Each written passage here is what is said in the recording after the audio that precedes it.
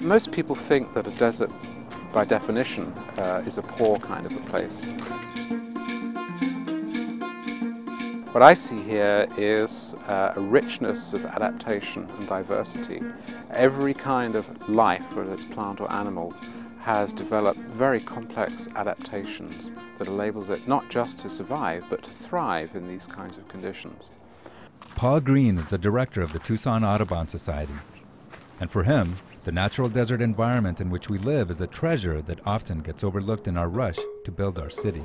We're here at Tucson Audubon's Mason Center, and this is a very unique area. We're in the patch of ironwood forest, which is part of the Sonoran Desert. The Mason Audubon Center occupies an increasingly isolated patch of desert, surrounded by the ever-expanding development of the Northwest communities. The area provides a valuable corridor for wildlife and a home for many unique plants and animals. These sorts of habitats are also very important for people because people, as the area develops, there are fewer and fewer places for people to go and get outside and recreate and just realize that they're part of the natural world that actually supports them. So this adds to having areas like this adds to the quality of people's lives as they move into the area. People have indeed moved into the area, and the before and after contrast in the landscape can be impressive. Now, for the residents of the area, efforts to preserve the natural space of the Mason Center has become a priority. The closest neighborhood to us borders the west end of our property. It's the Hollybrook neighborhood, and it's one of those densely packed neighborhoods that was built in the 80s. Leah Sansom is Community Outreach Coordinator at the Mason Audubon Center, and her job has allowed her the opportunity to meet with nearby residents. While the lack of vegetation is pretty obvious in the neighborhood, they're one of our greatest assets because they recognize the value of having this open land bordering their neighborhood. It's amazing how quickly a lot of this has happened. I mean, I haven't been here that long. I can't even, I cringe to think if Mrs. Mason had lasted this long to see how quickly it changed after her passing. Of course, she just would have been more adamant that we preserve it for forever. Orpha Mason was the original resident of the homestead, and it was through her careful guidance that the property has been preserved. By that time, they were starting to see the development moving out to this area. She got involved with Tucson Audubon through the 80s, doing some educational programs out here.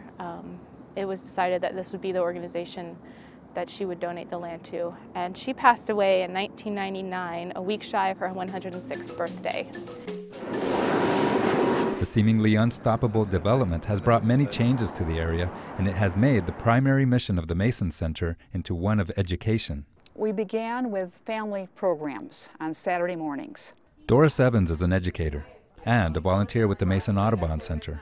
Well, I've heard people say ironwoods have flowers. They didn't even know they bloomed. Yeah. For her, the relationship that we have with nature is invaluable, and part of the work that she performs is that of cultivating an appreciation for our unique environment in children. I remember coming out here and sitting over here with my little kids and their parents, and Mrs. Mason would sit there on the porch and listen in her wheelchair, and she always liked to be a part of the program and listen in.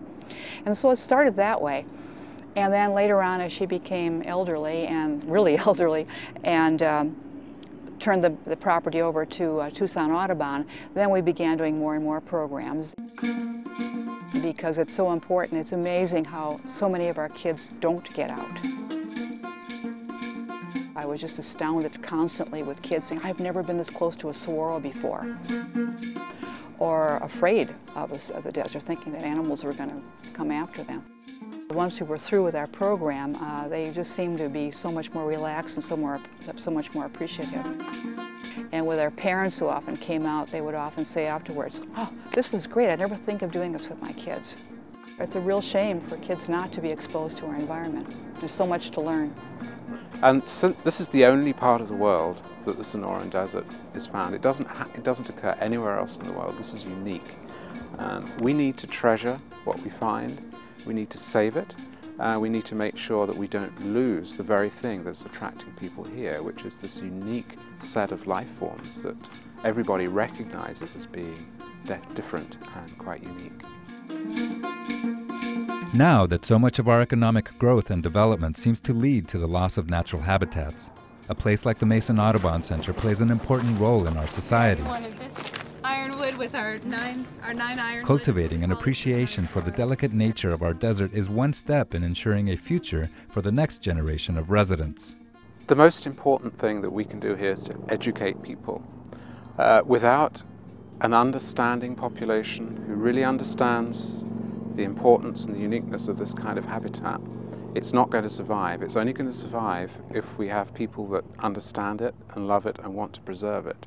So our main purpose here is to educate people about the Sonoran Desert and its importance in the global set of habitats that we have on Earth. For KUAT, I'm Luis Carrion.